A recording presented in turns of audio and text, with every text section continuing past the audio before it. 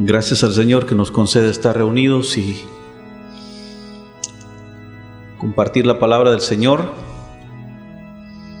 Hemos estado ahí avanzando en el capítulo primero del Evangelio según San Juan y estamos ya en el versículo 29 de este primer capítulo. El jueves estuvimos hablando un poco acerca de Juan el Bautista, de cómo él da testimonio de quién es Jesús, cómo él se hace a un lado para darle la honra al Señor Jesús. Él dice: yo soy una voz que clama en el desierto. ¿Y qué es lo que clama? ¿Qué es lo que se grita desde el desierto? Preparen el camino, Cristo viene. Y hablamos de eso, de lo inminente del retorno del Señor Jesucristo. Estamos viendo señales cumplirse a todos los niveles. En realidad, cuando uno se trata de documentar, de informar de lo que está pasando en el mundo, de verdad, tiende uno a emocionarse con la idea de que la venida del Señor está más cerca que nunca.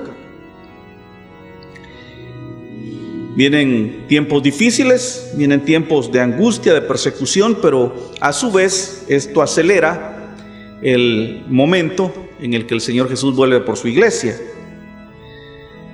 En los versículos 29 al 34, Juan sigue dando testimonio del Señor Jesús, pero ahora lo presenta como el Cordero de Dios. Dice, versículo 29, el siguiente día vio Juan a Jesús que venía a él, y Juan dijo: he aquí el Cordero de Dios que quita el pecado del mundo.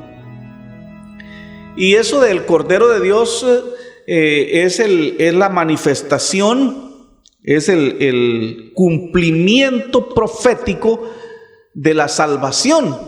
De hecho, desde un principio yo he hablado mucho acerca de la muerte de un cordero para cubrir el pecado de Adán y Eva en el huerto.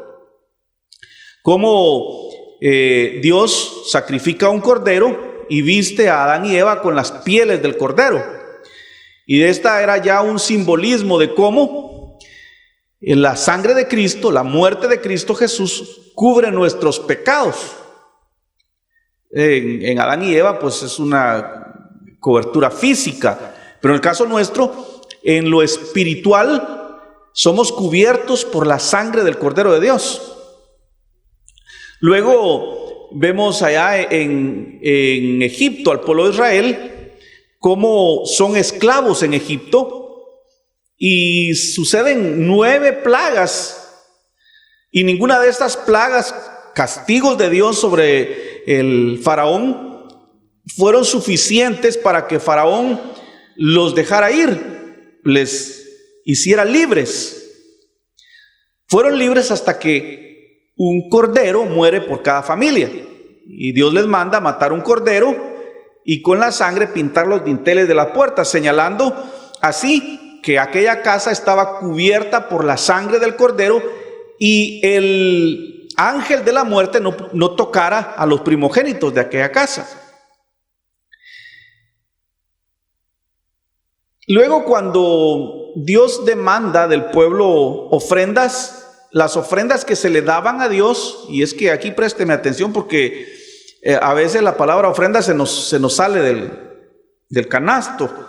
Hablamos de ofrenda y rápido pensamos en dinero, y gente allá afuera hace la pregunta: ¿y ese dinero cómo se lo hacen llegar a Dios? El pastor viaja al cielo todos los domingos y lleva ese dinero. Y tiene bastante sentido la pregunta. Parece un chiste, pero tiene sentido. O sea, ¿en qué se beneficia a Dios de tu cochino dinero? ¿Qué honra recibe Dios con que usted dé dinero? Y obviamente hay gastos en la iglesia, se puede ayudar a los necesitados a través del dinero que se recoge. Hay formas, honestas de utilizar el dinero, pero honestamente ¿qué recibe Dios de ese dinero que usted deposita en la ofrenda? Y entonces, por ahí resultó un himno que dice, ¿qué le daré? ¿Qué le daré? No tengo qué, dice. Y en efecto, no hay ofrenda alguna que sea suficiente para satisfacer las demandas de Dios. Todo es de Él. No tenemos nada. La vida, si le ofrendásemos la vida en sacrificio, la vida es de Él. O sea, Él es la vida. Lo vimos en los primeros versículos de este capítulo 1 de San Juan. Entonces, ¿qué podríamos ofrecerle a Dios?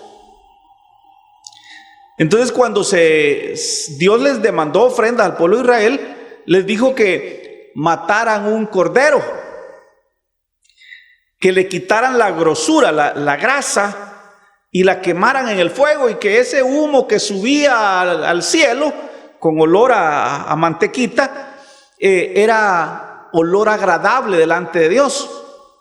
Pero era solo un símbolo. O sea, Dios no se llena con olor de asado, pues. Era un símbolo de que había un cordero que tenía que morir para satisfacer las demandas de justicia de Dios. Porque si tuviéramos que pensar en qué Dios demanda o qué Dios necesita de nosotros, no necesita nada. Él es el rey y dueño de todo lo que existe. Entonces, podría alguien decir, bueno, si es dueño de todo lo que existe, ¿por qué tenía que morir Jesús? No se podía perdonar solo así.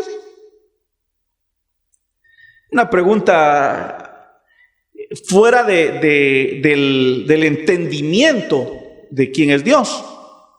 Si Dios es justo, tiene que hacer justicia y no simplemente te perdono.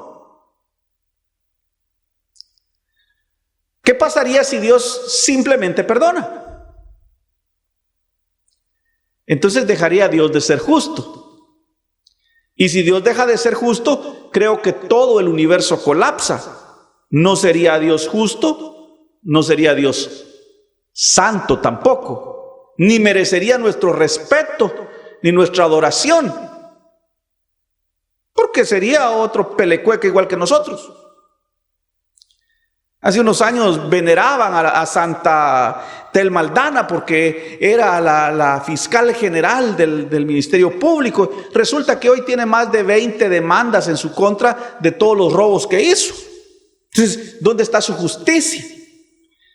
Y lo más bandido es que la justicia de Dios la ha alcanzado. Está agonizando ahorita con un cáncer de mama terminal. Pero de Dios no se puede decir eso. ¿Por qué? Porque Él hizo justicia. Él se cobró la deuda de nosotros en la persona de Jesucristo. Entonces, desde antes se venía señalando que era un cordero el que había de morir para hacer justicia y que nosotros pudiésemos ser perdonados. Entonces, en Jesucristo, Dios Padre hizo justicia.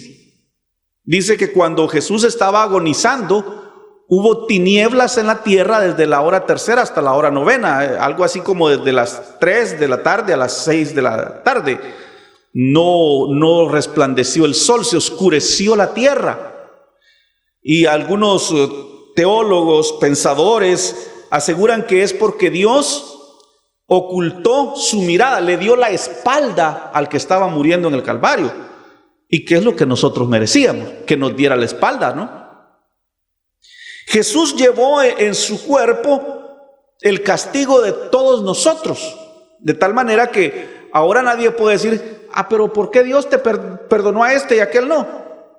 Porque le plació. O sea, Él hizo justicia y ahora tiene la facultad de perdonar o condenar, porque en sus manos está.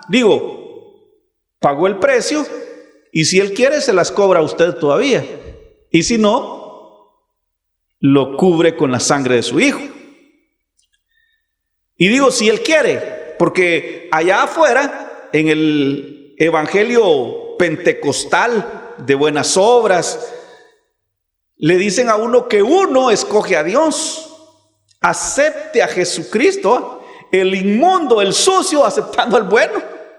¿No sería al revés?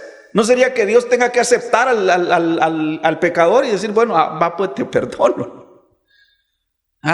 Pero allá le enseñan a uno de esa manera, no entendiendo la Escritura. De tal manera que en Romanos dice que de quien Él quiere, tiene misericordia. A quien a Él le place. Y puede tener misericordia de quien Él quiera, porque para eso hizo justicia en la persona de Jesús. De tal manera que la gente no entiende esto. Este es el punto tan polémico del Evangelio. ¿Por qué a unos sí, a otros no? Si esa persona que acaba de morir se fue al infierno, entonces Dios es malo porque era una persona tan buena. Según el concepto errado de las personas. Pero es que aquí todos estamos embarrados, todos merecemos el infierno. Y el Cordero de Dios pagó el precio para que Dios pudiera perdonar a sus escogidos. Juan dice, este es el Cordero de Dios. He aquí el Cordero de Dios que quita el pecado del mundo. Esa era una declaración, mis hermanos, que de alguna manera profética y muy esclarecedora para aquellos que venían escudriñando las Escrituras, esperando el cumplimiento de la profecía. En nuestros días, la iglesia está más afanada por saber quién es el anticristo que por conocer a Cristo. Y usted se topa ahí en el TikTok y dice, la inteligencia artificial ya dijo quién es el anticristo. Y empiezan a hacer especulaciones, que si va a ser un árabe, que si va a ser judío, que si... Al final están más interesados en saber quién va a ser el anticristo. Y les prometo que la iglesia va a ver al anticristo, porque dice la Escritura, no vendrá el Señor Jesús sin que antes se manifieste el anticristo, el hombre de pecado, el hijo de perdición. Y lo van a ver. Y lo más triste es que una gran mayoría no va a saber discernir que ese no es el Cordero de Dios, ese es el lobo rapaz. Y muchos caerán en el engaño creyendo que ese es el Salvador del mundo. Sin embargo, la declaración de Juan el Bautista es, he aquí, delante de ustedes está el Cordero de Dios. Para eso fue enviado Juan, para enseñarle al pueblo de Israel, para preparar al pueblo de Israel, porque Jesús venía. Y lo interesante es que dice, quita el pecado del mundo. Y entiéndase de esta manera, no está hablando del mundo en la concepción de las personas que habitan en el mundo, le quita el pecado a las personas. Está diciendo que ya no hay pecado. No se me alebreste. Así está diciendo, Jesús quitó el pecado, de tal manera que ya no hay pecado para los que están en Cristo Jesús. Y la gente vive buscándonos, ¿va? Y nos prueban, nos tantean. Hoy me bajé del carro, estaba una señora cortando guayabas ahí. Aléguenme pues, si todos modos está en la calle, díganme algo, decía. Buscando pleito, aquella que vende queso en una bicicleta. Porque lo están tanteando a uno, y si yo vengo y le digo cualquier cosa y agarran a discutir, y entonces, y mucho que evangélico, buscándome que acusarme, porque eso es lo que, pero ¿sabe qué? Le voy a contar algo. La Biblia dice que el acusador de nuestras almas, ¿quién es? El diablo. Y toda esa gente que anda buscando que acusarte son sirvientes, ayudantes de Satanás.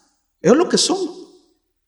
Y muchas veces por nuestra misma humanidad vamos a caer en la trampa.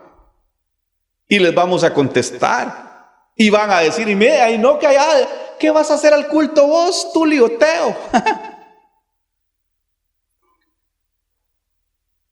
Le cuento algo.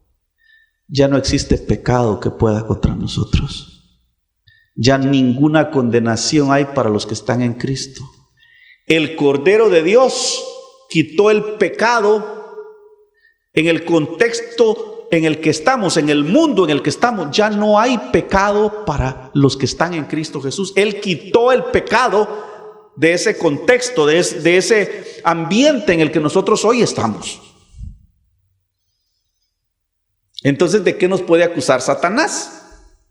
De un montón de cosas, pero de todas ellas, de todas las cosas que nos acusa, el Señor Jesús ya pagó el precio. Es que esa es la maravilla del Evangelio, mis hermanos. Pero alguien preguntará, ¿y qué debo yo hacer entonces para tener acceso a esa amnistía, a ese perdón, a vivir esa vida donde no existe pecado, donde no hay condenación?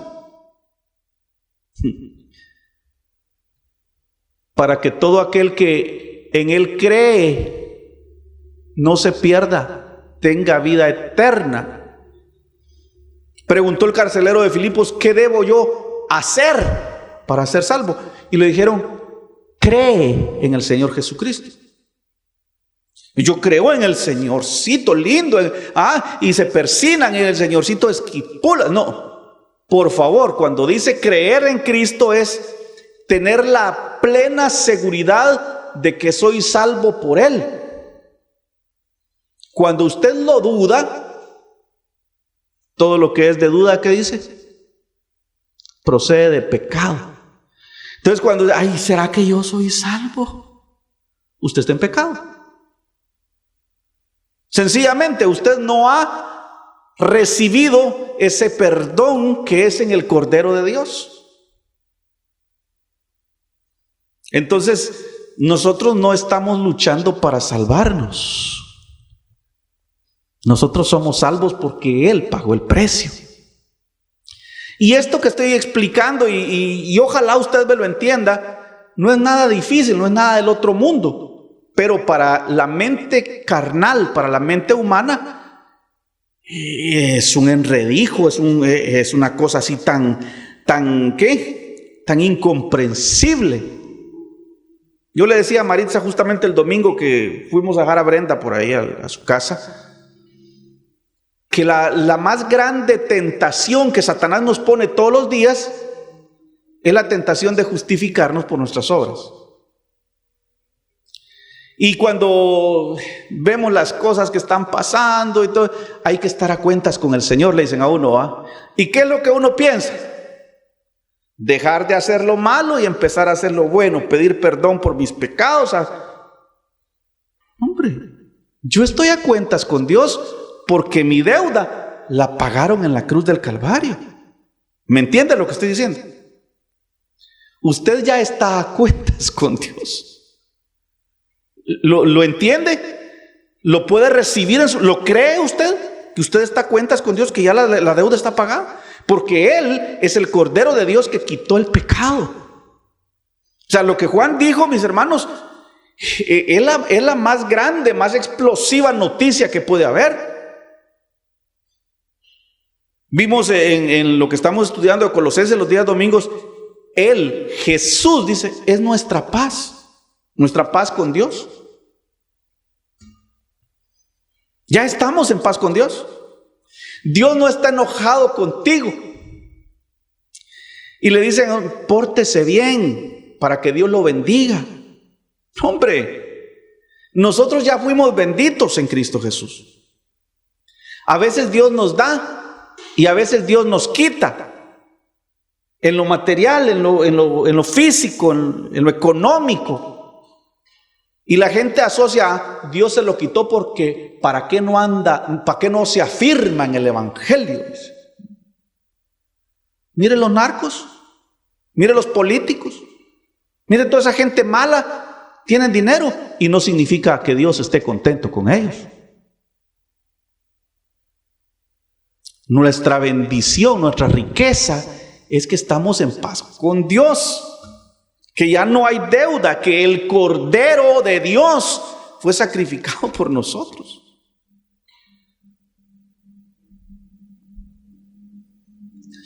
Y la gente vive un evangelio así como un evangelio religioso, pues, en el que le dicen a uno, mire, y cuidadito, no vaya a pasar por ahí porque es pecado y se va a ir al infierno. Uy, esos que no dan los diezmos le están robando a Dios y se van a ir al infierno. Y si usted se viste con pantalón, le dicen las hermanas, es pecado y se va a ir al infierno. Y los hermanos que no vengan con botas a la iglesia porque no es jaripeo. Y empiezan a ponerle un montón de reglas a la gente que si no las cumple se va a ir al infierno. Y yo insisto, en la cruz del Calvario fue pagada mi deuda. ¿Ah? Y eso es lo que les digo a la gente sin Dios, sin el Espíritu Santo.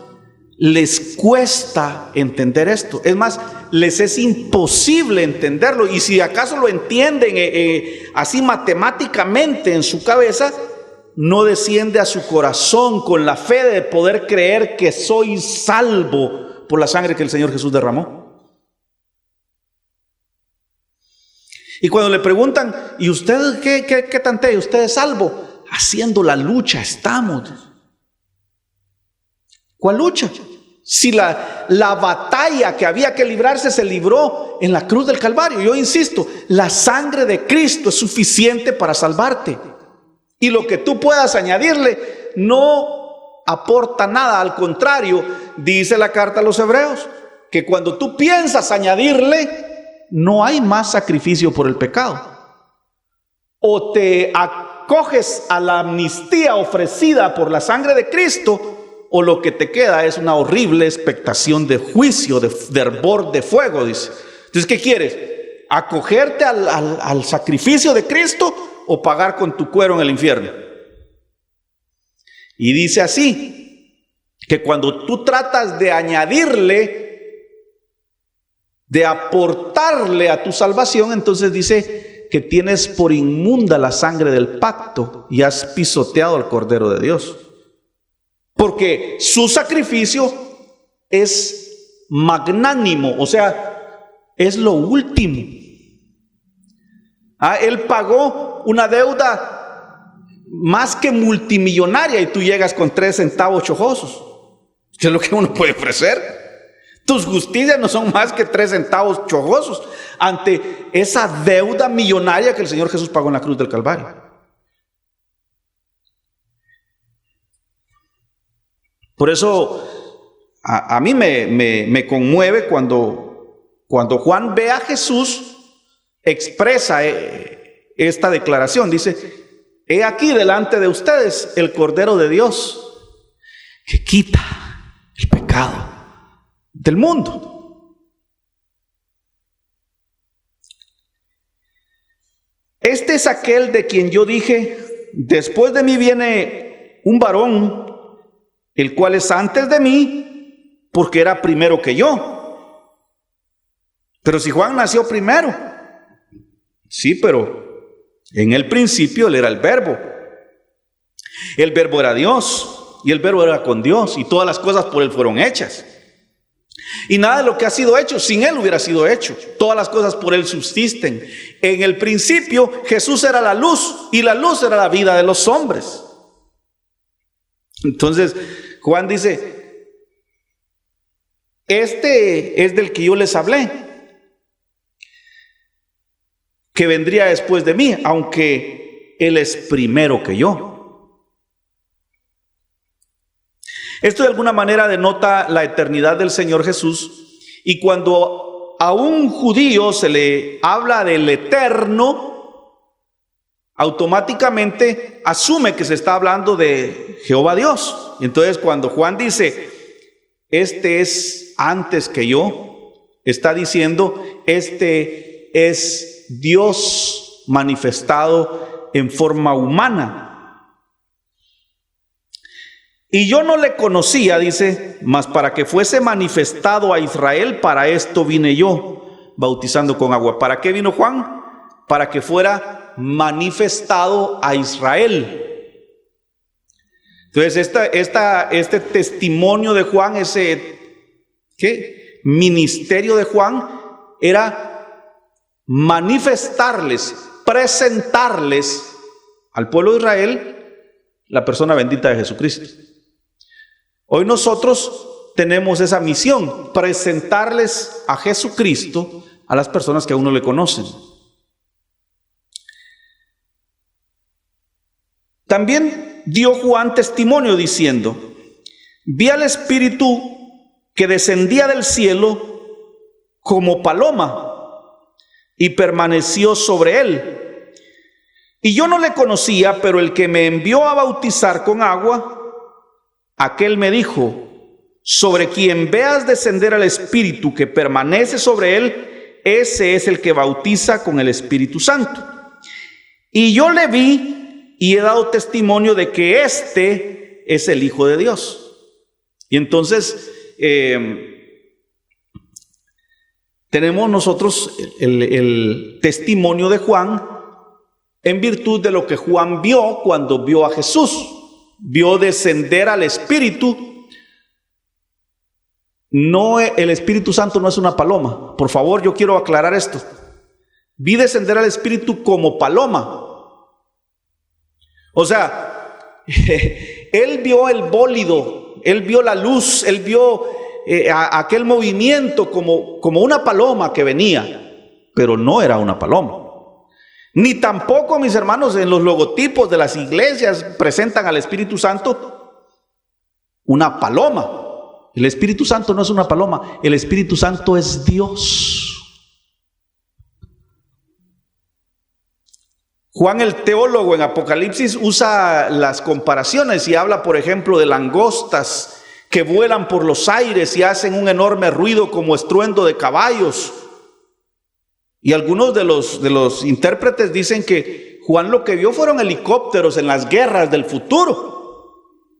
Y cuando uno lo analiza dice, sí, tiene la forma de una libélula y el ruido que hacen es un ruido espantoso como de muchos caballos. En la misma forma literaria, Juan el Bautista dice que vio descender al Espíritu Santo como paloma. No dice que el Espíritu Santo es una paloma. Por favor, no confunda usted las cosas. El Espíritu Santo es Dios, no es una paloma. Y nosotros tenemos que estar bien claros de eso porque se dan muchas herejías. Se está abusando del buen nombre de nuestro Señor, dibujándolo y presentándolo. Mira, el católico, por ejemplo, yo me preguntaba por qué cuando pasan enfrente de la católica se persignan. Y alguien me explicó que allá adentro, en el lugar más sagrado para ellos, tienen al Santísimo. ¿Y quién es el Santísimo? O sea, según ellos tienen a Jehová Dios ahí adentro. ¿Y cuál es ese? Es un chunche en donde ponen la hostia en medio y tiene un montón de rayos a la vuelta y ahí lo lleva el cura y le rinden adoración. No es ni un muñeco, es un sol. Continuación de la antigua adoración pagana al dios sol. Pero ellos dicen que él es Jehová el que está ahí. Entonces, en la iglesia evangélica se comete esos errores. Dice en el libro de los Hechos que descendió el Espíritu Santo como llamas de fuego sobre los hermanos. Como lenguas de fuego, dice.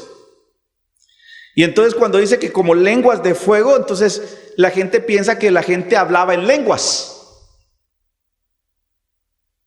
Y una lengua de fuego es una de esas que se forman en una llama de esas que se forman en medio del fogarón. Entonces, como que vamos malinterpretando las cosas.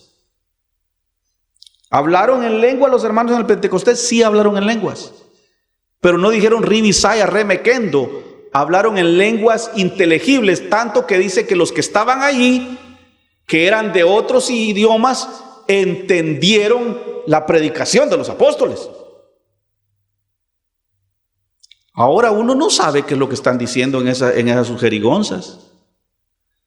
Y hablamos también del continuismo y del cesacionismo en algún momento, donde hablamos cómo hay ciertos dones que cesaron y otros que están vigentes. Y dentro de los dones que cesaron está la profecía y están las lenguas. Cesarán las lenguas y las profecías se acabará. Así claramente lo dice la Escritura.